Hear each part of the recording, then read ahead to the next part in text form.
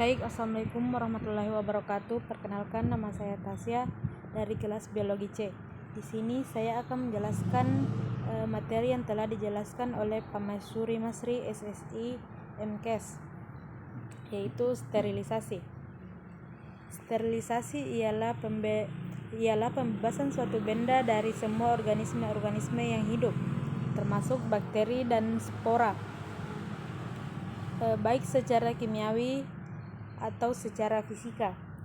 Contoh secara kimiawi yaitu dengan menggunakan etil alkohol pada tangan sebelum mengambil spesimen dari penderita.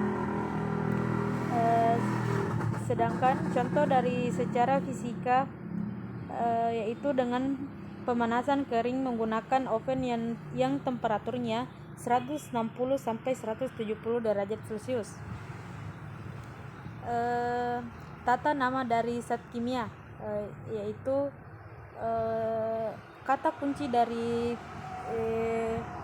zat kimia ini yaitu dari germisida, yaitu diambil dari kata sida. Kata sida berarti membunuh. Germisida germisid ialah zat yang dapat membunuh kuman atau gernum. Selanjutnya yaitu bakterisida atau bakterisid, yaitu zat yang dapat membunuh bakteri. Yang ketiga fungisida atau fungisid, zat yang dapat membunuh jamur. Selanjutnya yaitu virusida atau virusid, ialah zat yang dapat membunuh virus.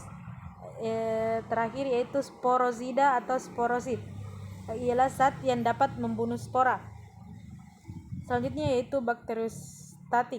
Beda dari yang sebelumnya yaitu kata kunci sebelumnya yaitu sida, yaitu artinya membunuh. Selanjutnya kata kunci selanjutnya yaitu statik atau menghambat pertumbuhan. Misalnya bakteriostatik atau bakteriostatika, yaitu zat yang dapat menghambat pertumbuhan bakteri tetapi tidak dapat membunuh bakteri. Selanjutnya yaitu fungiostatik atau fungiostatika, yaitu zat yang dapat menghambat pertumbuhan jamur tetapi tidak membunuh jamur. Selanjutnya yaitu viriostatik atau viriostatika, ialah zat yang dapat menghambat pertumbuhan virus tetapi tidak membunuh virus tersebut. Selanjutnya yaitu desinfeksi. Desinfeksi ialah proses sterilisasi benda mati, misalnya pada alat-alat lab, cawan Petri, Erlenmeyer, lantai ruangan, meja operasi, dan lain-lain. Selanjutnya desinfektan. Desinfektan ialah zat kimia yang digunakan pada proses desinfeksi tersebut. Antisepsis dari kata sepsis atau infeksi, yakni proses sterilisasi yang menghalangi terjadinya infeksi. Antisepsis ini tidak toksik terhadap jaringan yang hidup sehingga dapat digunakan untuk jaringan hidup, seperti untuk menghapus kulit yang akan disuntik dengan kapas alkohol 70%. Selanjutnya yaitu antiseptik. Antiseptik yakni zat yang digunakan untuk proses antisepsis, seperti penggunaan kapas alkohol 70% untuk menghapus kulit yang akan disuntik. Waktu di sini sangat berpengaruh karena lamanya waktu yang digunakan tergantung pada jumlah populasi awal pada bakteri. Waktu yaitu suatu variabel yang penting suatu distribusi mikroorganisme dengan cara fisika atau kimia.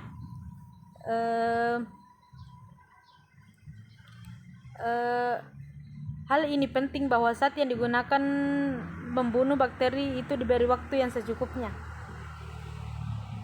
Cara-cara sterilisasi dan desinfeksi. Cara sterilisasi yang pertama yaitu pembersihan. Pembersihan di sini yaitu mencuci alat lab dengan air yang mengalir. Pencucian ini disebut juga dengan sterilisasi awal pada alat yang dibilas dengan air yang mengalir. kedua yaitu dengan menggunakan sinar matahari, sinar ultraviolet, sinar X, dan sinar gamma. Sinar ultraviolet dalam sinar matahari bersifat germisida. Germisida yaitu bersifat tidak toksik.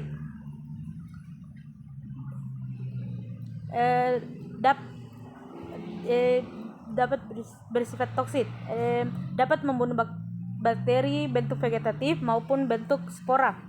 Walaupun untuk pembunuhan bentuk spora waktu yang harus lebih lama, karena spora tersebut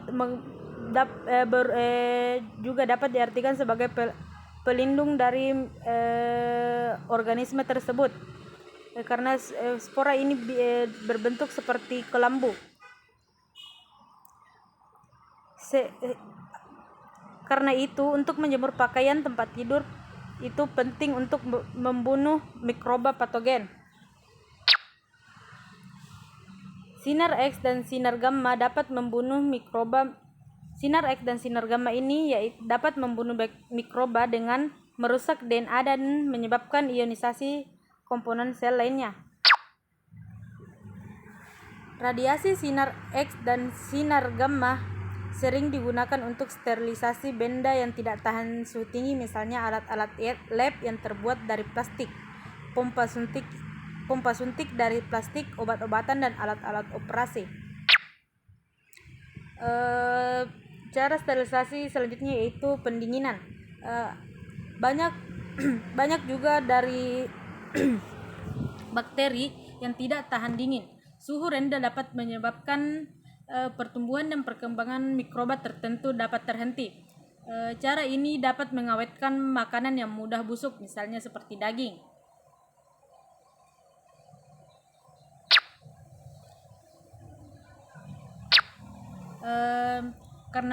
Karena pada suhu rendah ini bahan makanan tidak akan dirombak oleh bakteri tertentu, misalnya bakteri Neisseria gonorrhoeae dan Treponema pallida, karena kedua bakteri ini tidak tahan dengan suhu rendah. Lemari pendingin yang suhunya min 20 derajat Celcius sehingga dapat digunakan untuk mencegah pembusukan makanan dan perkembangbiakan mikroba. Cara sterilisasi selanjutnya itu cara pemanasan. Pertama, pemanasan basah dengan cara menggunakan oktav, yaitu penggunaan uap alatnya yaitu oktav dengan menggunakan uap air disertai dengan tekanan, memiliki satu ruangan yang mampu menahan tekanan di atas 1 atm.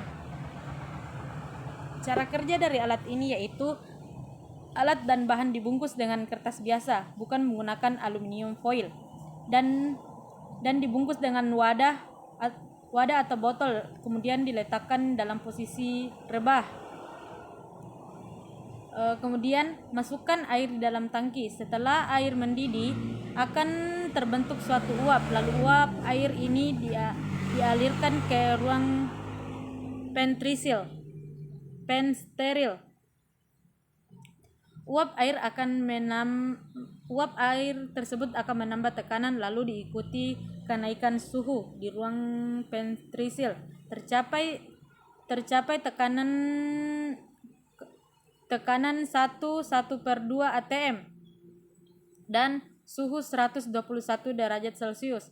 Dalam waktu 10-12 menit, semua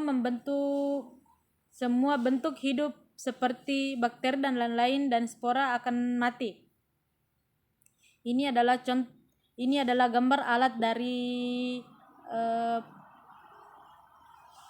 pemanasan basah, yaitu menggunakan uap. Selanjutnya, merebus atau boiling.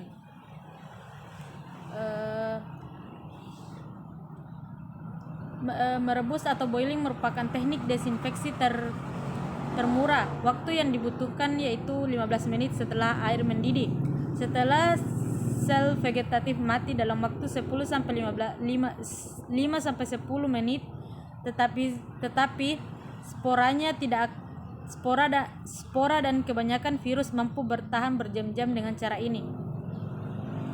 Selanjutnya itu pasteurisasi. Pasteurisasi yakni suatu cara disinfeksi dengan pemanasan. Pertama kali digunakan oleh Pasteur untuk mengurangi jumlah pembusukan di dalam anggur tanpa merusak anggur sehingga anggur tetap tahan. Cara ini juga dipakai untuk di susu, yakni mematikan Mycobacterium tuberculosis, Brucella sp, Salmonella sp, dan Shigella sp. Susu dipanaskan pada 65 derajat Celcius selama 30 menit. Selanjutnya itu pemanasan kering. Pertama, pembakaran. Pembakaran merupakan cara sterilisasi yang 100% efektif, namun penggunaannya masih terbatas. Kedua, penggunaan oven. Alat-alat yang terbuat dari gelas seperti tabung RX, botol, dan alat-alat dari katun lainnya menggunakan pemanasan sampai 170 derajat Celcius selama 1 jam atau 140 derajat selama 2 jam. Bila ada bahan dari katun yang terbuat dari katun, jangan lebih dari 180 derajat. Jika suhu belum mencapai 100 derajat, oven jangan dibuka karena alat gelas akan pecah dan dengan pendinginan yang mendadak. Ini adalah contoh oven yang digunakan dalam pemanasan tersebut. Gambar.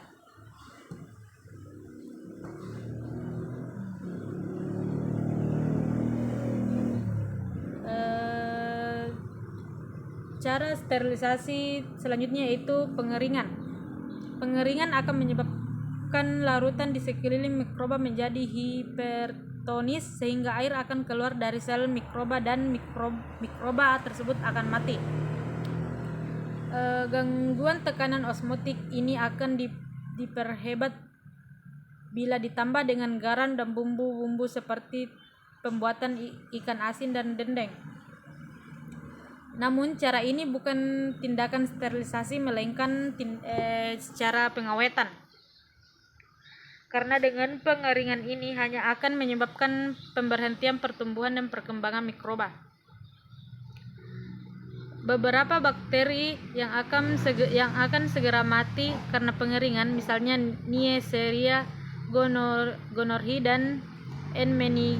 meningitis, sedangkan Streptococcus pyogenes dan Mycobacterium tuberculosis dapat tahan sampai berminggu-minggu.